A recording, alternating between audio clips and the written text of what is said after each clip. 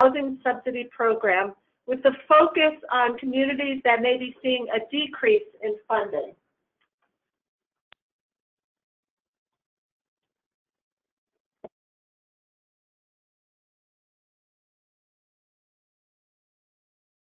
Hi, 1 second.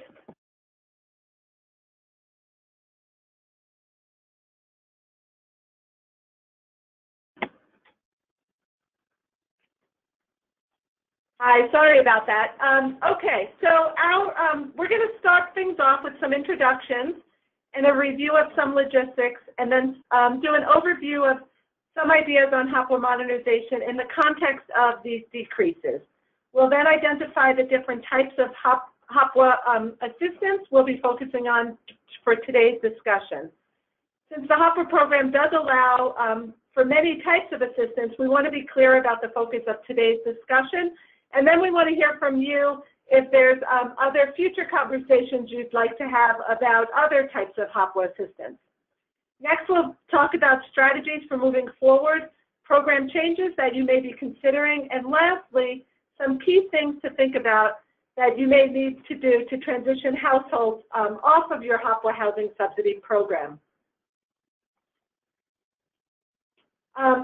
Today, you're joined by me, Marie Herb, and Liz Stewart from TAC. TAC is one of 3 firms that are providing technical assistance to grantees that have been significantly impacted by HOPWA modernization. We're also partnering with the Cloudburst Group and with Collaborative Solutions on our technical assistance. As I said, this webinar is targeted to grantees experiencing a decrease in their HOPWA allocation as a result of modernization, who currently administer housing subsidy programs. The target audience for this webinar includes HOPWA grantees and project sponsors that may be considering reducing their HOPWA subsidy assistance. Many grantees and project sponsors are facing future decreases, some quite dramatic and others less so. Also joining us today are HUD staff and TA providers. We are intentionally kept this webinar aimed at the smaller subgroups so that we can really hear from you directly and have discussion as needed. So again, I'm hoping that you'll all stay till the end and really participate in the discussion.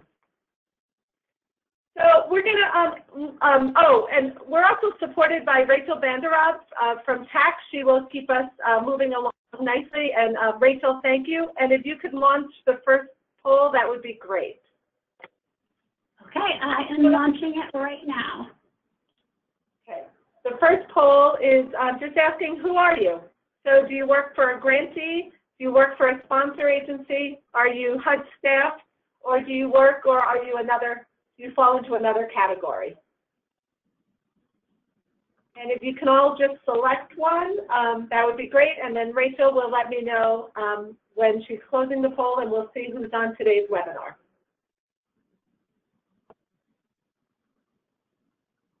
Okay, looks like we have almost everyone. Great.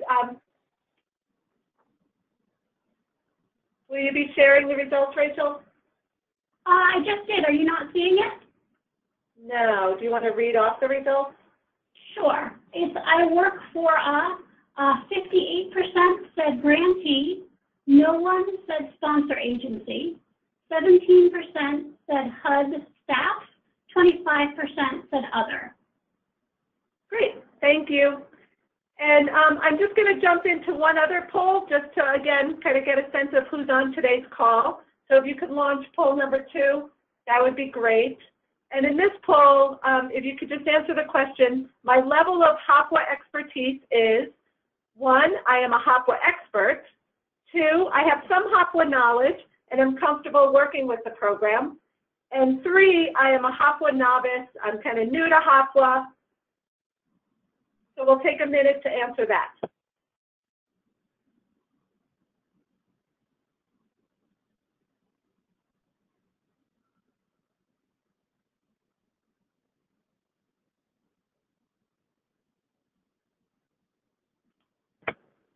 Rachel, you'll let us know when you're sharing. Yep, I just posted out. We have 43% to consider themselves a HOPWA expert, 36% said some HOPWA knowledge and I'm comfortable working with the program. 21% felt they were a HOPWA novice. Okay, so we are really kind of represented across the board. So hopefully we'll be able to provide some information for kind of people who fall into all three categories. And then we'll just keep kind of the novice idea in mind when it's your turn to kind of share or talk. If you're an expert, just remember that we have some beginners on the line as well. Okay, so before we get started, I'm just going to go over some logistics. Again, if you did not already put your PIN number in, if you could put your PIN number in, that would be great. This webinar is live, but all the lines are going to be muted until the question and answer period. We are going to record it though, and that will be available on the HUD Exchange sometime in the future. During the presentation, at any time, you could submit questions in the question box, and we'll make every effort to answer those, either during the presentation or at the end. And again, at the end, we're really hoping to have some time to open up and maybe unmute all the lines for your discussion. If you have any technical issues, you can also put that in the question or chat box, and Rachel will be looking for those as well in case there's anything. Okay, I think we are almost ready to start. This slide is just showing the next webinars that are scheduled in the HOPWA Modernization series. Again, they're pretty much every other week, except we skip for kind of Thanksgiving and Christmas holidays. But that's the schedule. If you are interested in participating in any of these, you've all been assigned a TA provider, and I think you all know who they are. If not, just put that in the chat or question box as well, and we'll make sure they reach out to you. But you can let your TA provider know if you want to make sure that you're invited to any of these, and then you'll get that invitation for the future. Okay, before we jump into the main part of this presentation, we want to remind everyone that there are some key goals of HOPWA Modernization that we hope will frame any discussion around specific funding decisions. When the legislation passed enacting HOPWA Modernization, HUD identified these three goals or values to drive decision-making throughout the process. These values are that no person should become homeless as a result of HOPWA Modernization, that all funds should be used to meet the needs of eligible households with no funds recaptured from grants. And the third is that grantees should ensure that their project designs meet the changing needs of the modern HIV epidemic, with the goal of positive health outcomes and reduced viral loads for HOPWA-assisted households. And while each of these goals are relevant for grantees seeing decreases in funding, perhaps the most pressing for today's discussion is the first, that households don't become homeless as a result of HOPWA Mod. Making programmatic reductions is a difficult process. While it may not be achievable, keeping everyone housed, either in place or transitioning to other permanent housing, should remain at the center of planning and decision-making. Our learning objectives for today are pretty much what you see on the slide, to inform grantee decision-making around funding and program changes, to identify factors in making funding and cost projections, and to explore strategies to manage reductions in housing subsidy programs. There is no way to spin it. Getting less funding is tough. It means that you'll have to make hard decisions. You may have to make a decision that results in providing housing and services to less households or providing a different set of services. Or you may decide to change the funding levels of current sponsors or even change which sponsors you work with. As we continue this discussion today, we hope we can provide some insights into how to make the best of these realities. Facing budget cuts can be a time to create new relationships with providers in your community. These may be providers you've never worked with before. It can also create an opportunity to evaluate what's working and what isn't, with the goal of increasing the effectiveness of your HOPWA dollars. So now we're going to spend a few minutes just reviewing the types of housing subsidy assistance that we're going to focus on today to make sure that we're all on the same page. As you know, HOPWA housing subsidy assistance includes a number of different activities and housing types that can look really different in the way that services are delivered and in the way the programs are set up. Not everything that we will talk about during this webinar today will apply to all. Today's focus will be on tenant-based rental assistance and master leasing of scattered site and blocks of units. Again, at the end, we want to hear from you if you would like a similar webinar for other activities that you're currently administering. So tenant-based rental assistance, or TBRA, is probably the most familiar as it mirrors the HUD's Housing Choice Voucher Program. In TBRA programs, tenants who are your HOPWA clients have a lease with a private property owner, and the tenant pays a portion of their rent to the owner. And that portion of their rent is based on the rent calculations that we're not going to go over at all today. And then the HOPWA program funds the difference between that total rent and what the tenant paid. In facility-based rental assistance, this type of housing is also known as master leasing, where the HOPWA provider holds a lease with a property owner for a group of units.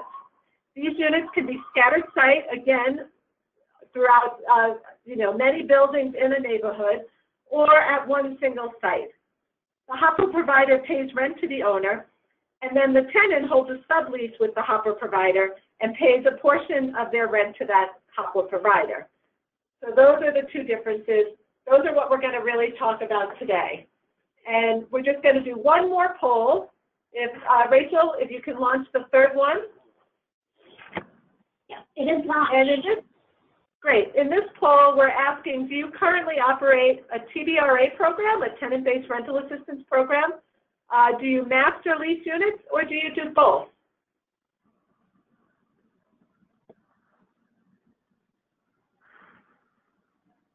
We've got some more responses coming in. I'll keep it open for another couple seconds for anyone who hasn't voted yet.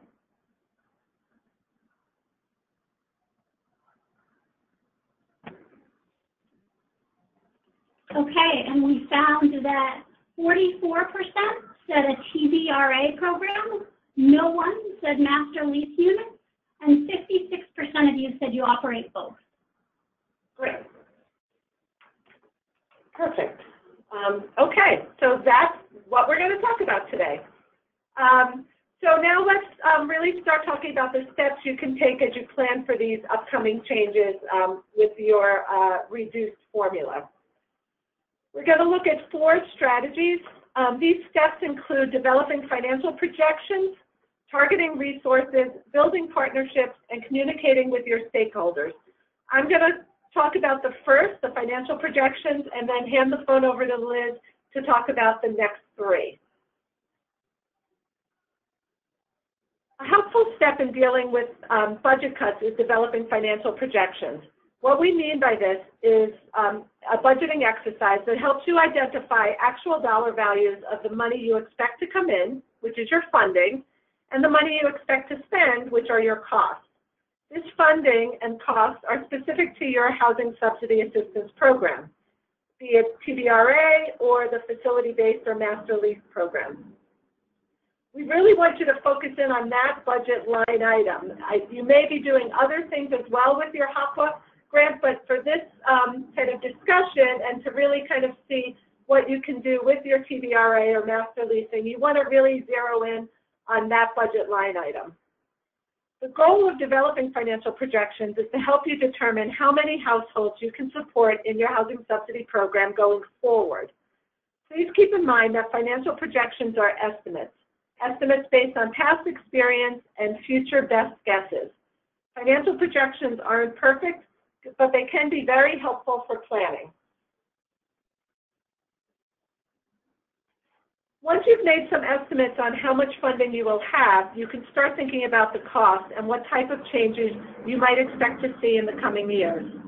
Looking at cost data from recent years can be very helpful in determining the rate of cost increases, or if you're lucky, any decreases. On this slide, we have a list of costs specific to administering a housing subsidy program that you might want to think about.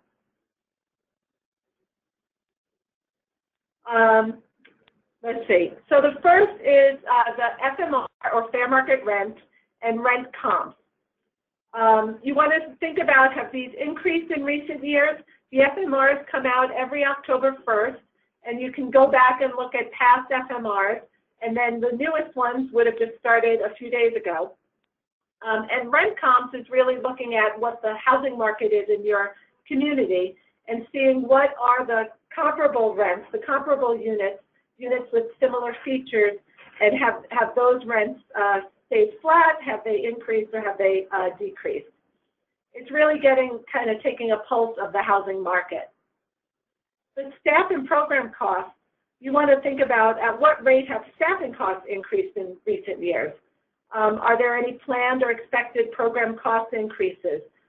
One of the big unknowns, but something to really try to get a handle on, because it could be such a large part of a program's budget, would be the health insurance your agency may provide to, or your sponsor agencies may provide to their staff. Are you seeing that you are seeing a lot of new staff, or do you have to think of strategies and potential costs to make sure that you maintain and retain your existing experienced staff? The attrition patterns of current households is really important. So you are currently running a TBRA or a master leasing, or for many of you both. How many units turn over every year? How much of the budget does that represent for you? So are you seeing that 10% of your TBRA units turnover, that people move on to other housing, leave the community, for some reason aren't continuing to use the TBRA? You want to get a handle on that because it would let you get a sense of, if you stopped issuing new vouchers in a TBRA program, how much would your spending decrease? Would it be enough to account for the budget decrease you're projecting, or would it be half of the budget decrease you're projecting? But that would be, kind of one of the first places to look as a way to address your possible the budget decreases. Another one is the income and family size of current households. A change in either of these can really increase or decrease your costs. And so taking a look at past patterns, perhaps you started your program serving individuals, but over the past few years, you are seeing that you're serving more families, and that those larger units are going to cost more money. Or maybe it's the opposite, that you started serving families and now you're serving households which need fewer bedrooms and therefore cost less. But that's a really big item that you're going to want to get a handle on in looking at trends. And then the last is the future lease renewals.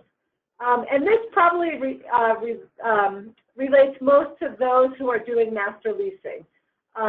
What are the financial risks posed by future lease renewals? If you are, leasing 10 units with one property owner, that means that you're really, beholden to that owner to extend. How is your relationship with that landlord? Do you need to start kind of shopping around to see if there's other landlords that you could enter into agreements with should the relationship with this one fail? You want to just think about, can you enter into even a longer lease with that property owner to kind of give them the surety of knowing that they have a tenant for the long term, and you have the surety of knowing that the lease, the rent won't go up. So those are possibilities. About 2 weeks ago, Jonathan and Steve from Cloudburst did a webinar where they showcased a really great budgeting tool. And if you weren't part of that webinar, I strongly encourage you to look at it once it gets up on the HUD Exchange. It's not there yet, but it will be shortly. And really look at the budget impact tool that they showcased. Your TA provider can also make that tool available to you and work with you to kind of use it. That tool can really help you think about not only the focus of the housing subsidies that we're talking about today, but also the other elements of your HOPWA program. So at this point, I'm going to pause, and I'm going to get up and move my seat, and Liz is going to come over here, and she's going to keep sharing some information with you. Hi, everyone. So let's keep going with the presentation. So now that we've talked about some of the considerations around looking at your budget and figuring out the numbers, we want to look into how you should be targeting your resources. So targeting resources is all about figuring out which set of programs or services are the most critical and the most effective in your community. These are your highest priority services and programs that you want to protect. So when you're looking at your tenant-based rental assistance program, looking at your master leasing program, you want to know that, determine whether or not these programs are what is needed within your, for the clients that you're serving, that it is working. We all know that the HIV epidemic has evolved, and this means that the needs in your community have evolved as well. So you want to ensure that, are there needs in your community that have changed? Does your current program reflect those changing needs? And looking ahead, are there any new trends that might impact the effectiveness of your program? We also want to make sure that people are thinking about, where there is decreased funding that you're experiencing, that you really have looked at and explored all avenues related to partnerships. Building partnerships with other funders, agencies, providers, and stakeholders can provide valuable opportunities to find solutions, to share problems, and improve the network that strives to deliver services to your HOPWA households. There is actually so much to say about this topic, and it's a topic that we think is important enough that we've dedicated the next 2 webinars in this series to develop deeper into this topic. So those webinars will focus mainly on building and strengthening partnerships with your local COCs, Ryan White providers. One is on October 18th, and the other is on November 1st. But it's also worth mentioning that there are other possible partnership opportunities out there as well. For example, do you have a relationship with your local housing authority? Do you have a relationship with the housing finance agencies, local behavioral and physical health providers, community advocates, or groups, as well as the private sector? So it's important that you're looking at all of the different partnerships that may be made available to you, and which could actually bring about some other source or resource that may match well with your current program, or help alleviate some of the issues that you may have when you think about some of the funding cuts that may be happening within your program. Communication is another key part of your planning strategy. Communicating with your project sponsors and other local stakeholders. It's important that you're keeping people in the loop about the funding realities you're facing. It's important so that they can plan and work together with you to develop solutions. Thinking ahead about the what, when, how, and with who will help you strategize as you make decisions that impact your HOPWA program. So a lot of that, a lot of those are kind of the more strategies around the initial planning that you have to do. And now we're going to move on to really talking about what types of program changes you might be considering as part of, the budget shortfalls that you may be facing as part of the HOPWA modernization formula changes. So we're going to be looking at 3 key areas around program changes. So looking at design, looking at service delivery, and looking at staffing. So as far as the design goes, and keeping in mind that you want to make sure that you are providing the housing and services that are most needed within your community, looking at whether changing providers or services would reduce costs while maintaining or improving those services. So if the way the service structure is now is that it's parsed out to many different groups, would it make sense to try working with one service provider?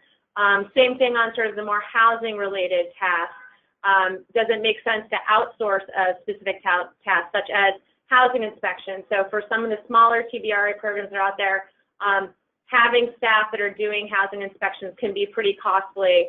Maybe it makes sense to partner with the PHA to see if they can get some cost savings there, just to provide the housing inspections, and that might end up saving you costs, which will help deal with those budget shortfalls. With TBRA, if you're a grantee that has has multiple project sponsors running TBRA, you might want to look at whether it makes sense to consolidate the administration of those programs to make it more of a centralized administration if there would be some cost savings there, as opposed to having these, various different TBRA programs operating out there. As far as master leasing, you may want to look at evaluating the current service needs for that, especially if you're talking about a master leasing situation where it's one structure. Is that something that's meeting the need of those in the community? If it is more scattered site, making sure that you are using best practices to ensure that you are making the best use of those resources around program administration. Another thing around design, would revising the eligibility standards help target limited resources for those with the highest needs? So thinking about if you are going to be bringing newer people on the program, if you think that there might be some opportunity to continue to do that, determining really who should be targeted for those resources. So thinking about acuity scales, triage procedures, and priority protocols around who is actually getting served. Another thing that you'd want to do is really look at whether or not all the resources that are out there are being effectively utilized. So ensuring that none of the resources are underutilized, such as Medicaid, or are there other mainstream voucher opportunities that you could tap into, vocational rehab, employment. Those are all things that could have an impact on your assist your TBRA master leasing program. So if people were able to tap into some kind of employment initiative, their rent share would increase so that your subsidy portion would decrease. Looking at how HOPWA funds could be used to support households moving to other permanent housing, increasing incomes, and staying connected to care. Asking whether or not there are changes happening to the HIV services delivered in the surrounding community. So really looking at all of those things, the program design, the staffing levels, to determine if there's any changes there that will assist you as you deal with these changes in your allocation. And just looking at whether or not there are ways to improve the efficiency, the staffing patterns at the grantee or the project sponsor level, and whether outsourcing or contracting is a viable option. Like, would that actually reduce any of your costs? So those are all things that you might want to look at as far as program design that might make it more efficient and reduce the cost. That would be an effective strategy as far as, dealing with the fact that you'll be having less funding. So now we kind of want to move into the tough issue of the reality of whether you would need to transition households, which is thinking about moving people off of your program. If you are facing this reality, you will want to do everything you can to ensure people aren't transitioning from your rental assistance to homelessness or to a housing situation that puts them at risk of homelessness. So now we're going to go ahead and talk through some strategies to think about as part of this process. So we're going to talk about this idea of transitioning households as a multi-stage process. The first being the stage where you're working with households with the goal of helping them to move off the program on a voluntary basis. The goal is to obtain a long-term affordable living situation without the use of a HOPWA housing subsidy. It won't always mean the end of the household's connection to HOPWA resources. These households can continue to benefit from other HOPWA-funded services, but they wouldn't be receiving the HOPWA subsidy assistance. And of course, working with households on a voluntary basis would be the preferred process, that you can help enough households transition in a timely way so that you don't have to take the step of ending any subsidies. It's also important to consider other ways to scale back assistance without the need to end housing assistance. So after looking at the voluntary transitions that are possible, thinking about other ways to scale back assistance. This can include strategies around reviewing rent reasonableness across your portfolio to make sure that you're not paying any more for units than necessary, negotiating directly with landlords to reduce rent, considering lowering your payment standards, and thinking about changing your process around recertifications and interim reviews so that you are looking at households' income as they increase. So of course, some of these options may also increase the cost related to staff time. So it's important to take this into account and kind of do a cost-benefit analysis of whether or not taking one of those steps would actually make sense financially. And ultimately, if you do get to a point where you need to consider ending housing assistance, we're going to talk through some of the key steps around that too. But just always keep in mind that ending housing assistance should really be the absolute last resort after all other options are considered. And another really big key point here is that in all stages of this multi-stage process, you need to keep in mind questions around fair housing. The key concern is ensuring that there is no disparate impact, intended or unintended, on any of the households that may be a protected class. So that's something that you have to think about any of these changes that you may make. For example, if you were to decide to reduce the payment standard across the board, what you might find is that would actually lead to a concentration of people only be able to afford units in a certain neighborhood, and that could have some fair housing implications. So with any of the options that we're talking about today, I think fair housing is something that you really want to keep at the top of your mind. And, you know, if you have any expertise within your agency, you know, really use that resource to think through some of the strategies.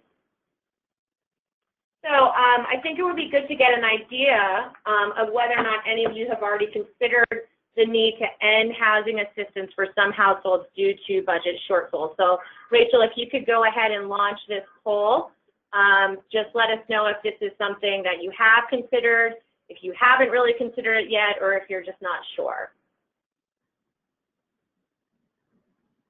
I've launched the poll, and I'll keep it up for a little while longer for people to vote.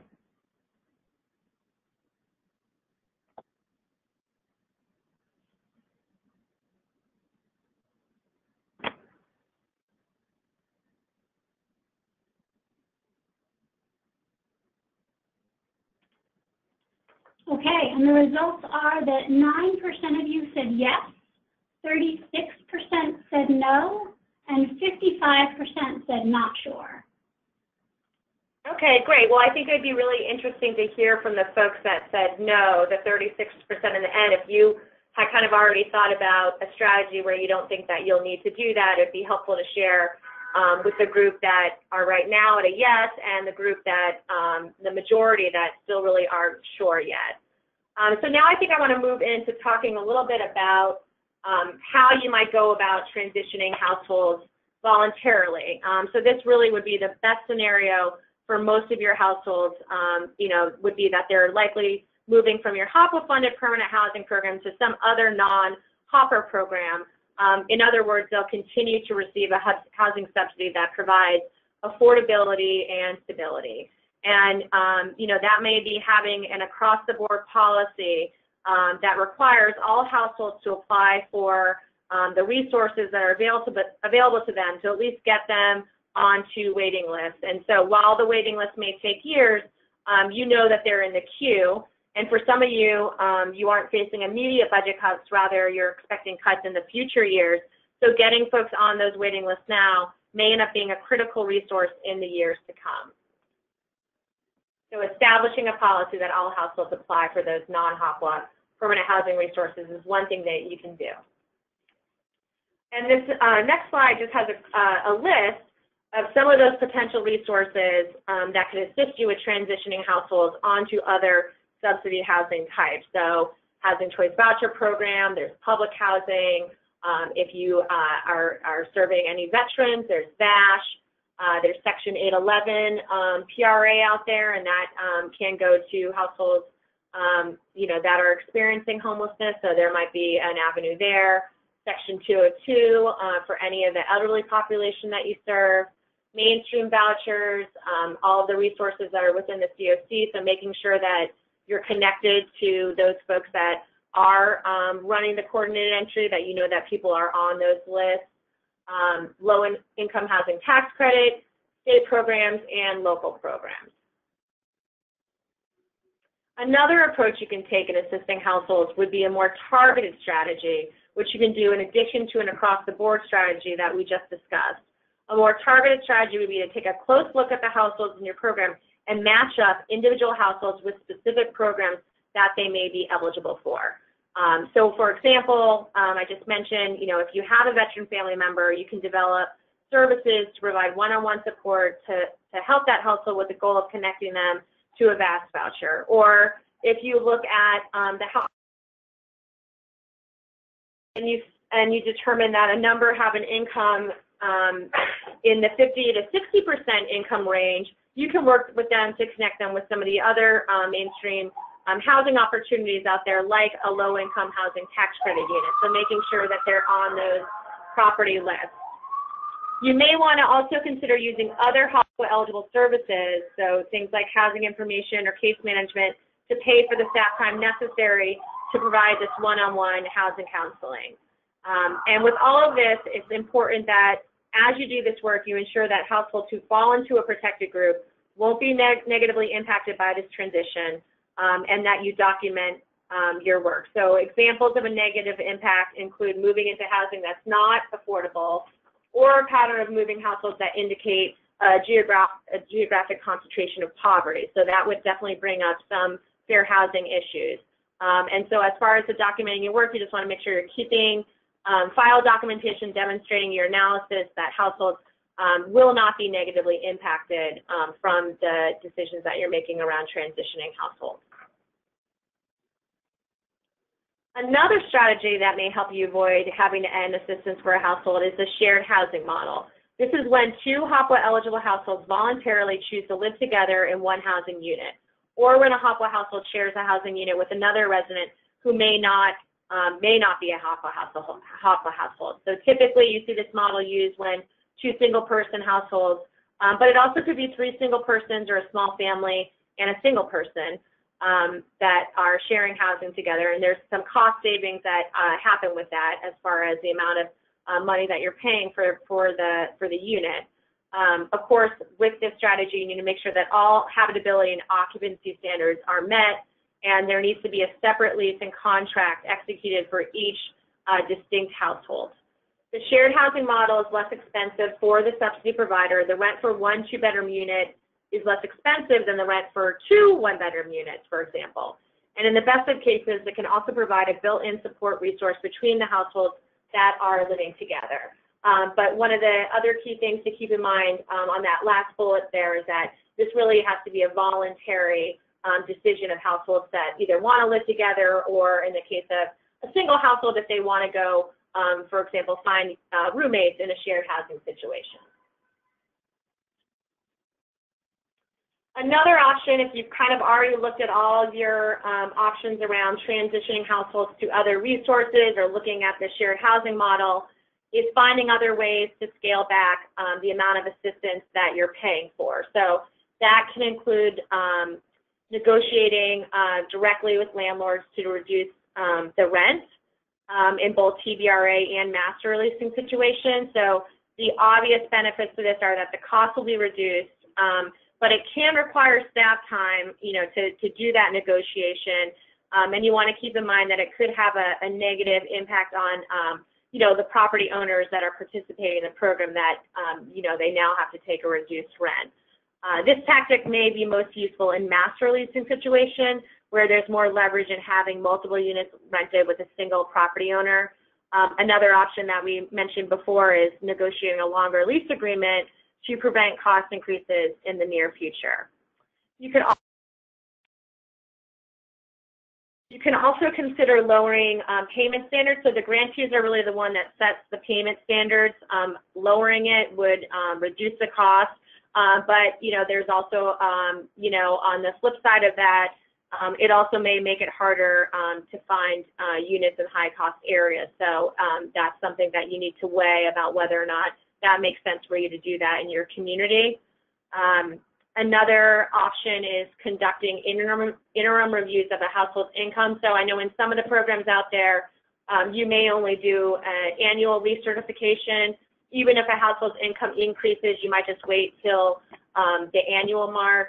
You may want to decide to do some kind of interim review if a household's income changes by a certain percentage, thereby doing the review sooner, reducing the amount of the subsidy that's being paid. Again, one of the caveats here is that that would actually take staff time. So it's doing that cost-benefit analysis of whether that actually is going to help you reduce costs, or ultimately would you, really would it end up being just like evening out? It might not make sense to do that. One other thing that we talked a little about earlier was attrition. So whether that means not reissuing vouchers at turnover, if you think that if you, do that analysis that Marie talked about, if you have a 10% turnover and you know where, you do the modeling around the budget changes, if you just didn't reissue those vouchers, would that be enough to make up the difference of the decrease that you're seeing? Another option is to look at freezing vouchers. So if you've recently issued vouchers before you sort of, were understood that there would be these decreases, you could, for those recently issued households, the vouchers that they received, if they haven't been housed yet, you could consider freezing those vouchers. And that could just be a momentary freeze until you figure out your budgeting and you feel that you're okay to open them up, or it could be, a freeze for a much longer time. So after doing all of those, exploring all of those different options, if you get to the point where you've exhausted all of their means to reduce your program to a sustainable size, you'll then need to consider ending subsidies for some households. And one of the major things that you need to do as part of this is develop a written policy to help guide this process, which will also serve as documentation that you are following those fair housing laws that we were referencing. The policy should describe how households will be selected, how households will be notified of the subsidy ending, and the time frame for ending the subsidy. And grantees really need to work with their local field office and submit their plan to HUD to get their feedback. And that would just be a good thing to do to make sure that there aren't any red flags about some of the things that you may be thinking about doing that may be some fair housing issues. So in terms of following fair housing, the policy should be designed to be as neutral as possible. In other words, it should not impact any one group more than another. Any intended or unintended impact of the policy that has a disparate impact on households that belong to any protected class may violate fair housing. And ultimately, documentation is key. You need to have a document analysis in your files showing that you've taken into consideration how the policy that you developed will impact your program. So here are just a few examples of how you may design your policy. There are other programs out there that have had budget shortfalls. That's been seen in the Housing Choice Voucher Program in the past. And so there are maybe examples that you can even look to if you wanted to talk to your PHA to see kind of what they have done in those situations. But here are just a few examples that we've seen out there. So there's this last in, last out strategy. You may have heard of this policy since it is one that some housing authorities have adopted when facing budget cuts. It's a pretty straightforward process. Basically, it rewards seniority in the program. So the longer that you've been in the program, you would be able to continue to receive the subsidy assistance, where if you have only been in the program for a shorter period of time, those households would be the one at most risk for having their subsidy ended. The other thing you could do is look at income. If you're really looking at, following the goals around the HOPWA modernization and not ensuring that no one becomes homeless, if you are using income as a means of establishing a policy, it might make sense to look actually at those with the higher incomes and consider whether you can move those households off the program first, even though they may not cost as much as households that have less income. If there are a number of individuals who have incomes closer to the 60–70% range, they may be able to find other housing in the community that they can afford versus someone that is extremely low income. Another thing you can do is conduct a risk assessment. So conducting a risk assessment of households is an approach where you evaluate individual household risk of homelessness. Using a model similar to those used in homelessness prevention, you can consider factors that might indicate which households have a history that related to stability or high risk for homelessness. So these factors can include past evictions, past episodes of homelessness, experiences of domestic violence, physical and behavioral health issues, income, and community and familial resources. So you may want to look at that and do a risk assessment of, which folks, it would be consistent across the board to determine which folks would have the highest risk of becoming homeless, and then those people would be able to continue to receive the subsidy. And then this last one, random selection, it's just another way that you could develop a policy if you absolutely, again, as a final resort, determine that you may need to consider ending assistance for some households. It could be via random selection. So that would just kind of be a lottery or some other means of randomly selecting households. So I think, that, sums up sort of some of the major things that you need to think about related to reducing your TVRA or facility-based leasing program.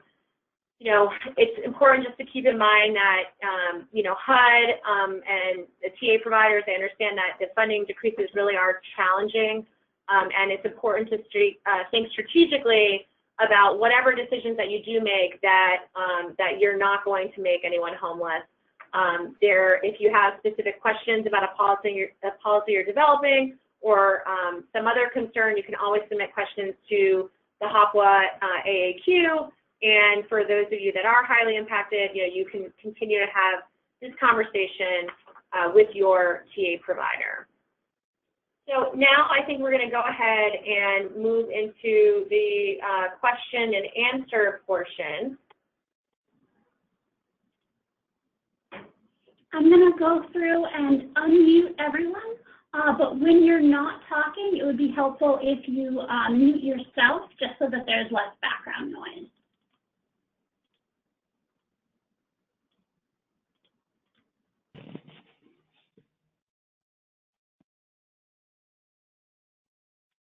Okay, so everyone that called in with a PIN is now unmuted.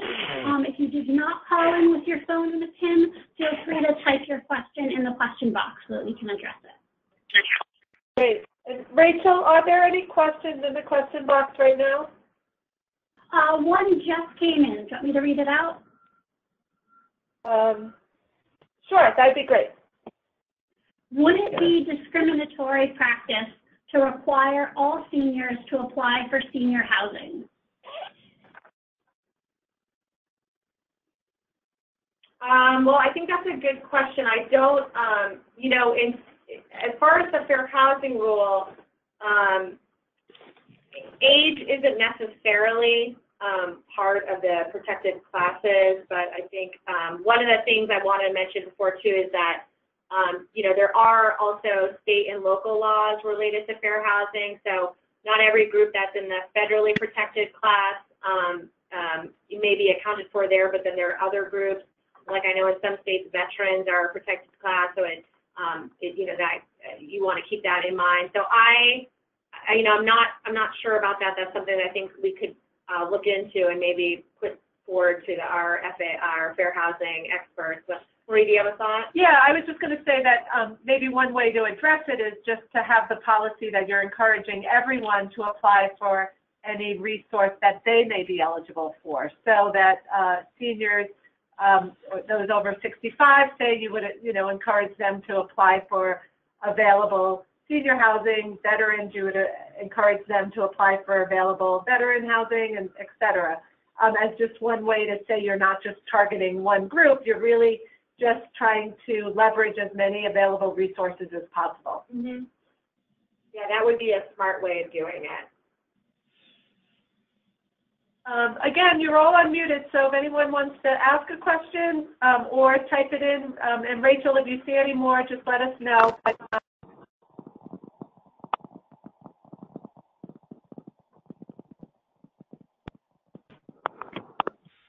If there is anyone on the call that responded that they are thinking they may need to end housing assistance for some households, if you want to share how you came to that conclusion, that would be great, or whether or not you have already started thinking about what kind of strategy you might implement to do that if you determine that that will be something that's necessary.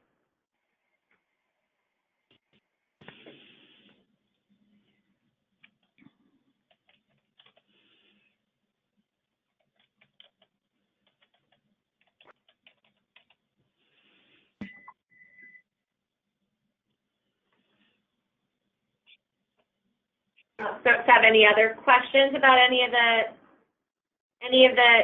suggestions that we made throughout the presentation that you weren't sure of, that you want clarification on? Again, you can either everyone's unmuted, so if you put your audio pin in, you can just start talking, or you can submit a question to the question box. And Rachel, we can't see the question box, so if there are any, just let us know. No, nothing new. Okay, so if nobody has any other questions, just reminders that you can always follow up with the TA provider who has been working with you, or you can always submit questions to the HOPWA AAQ, and we will be getting these materials up on the HUD Exchange in the coming weeks. And just remember, there's the other webinars in the series. The next two are really about focusing on developing partnerships, which is a strategy, again, for helping to leverage other available resources in your community. So if there's no other questions, we're going to sign off for the day. And really just want to thank you for taking the time to be part of this. And we will talk to you on a future webinar. Thank you, everyone.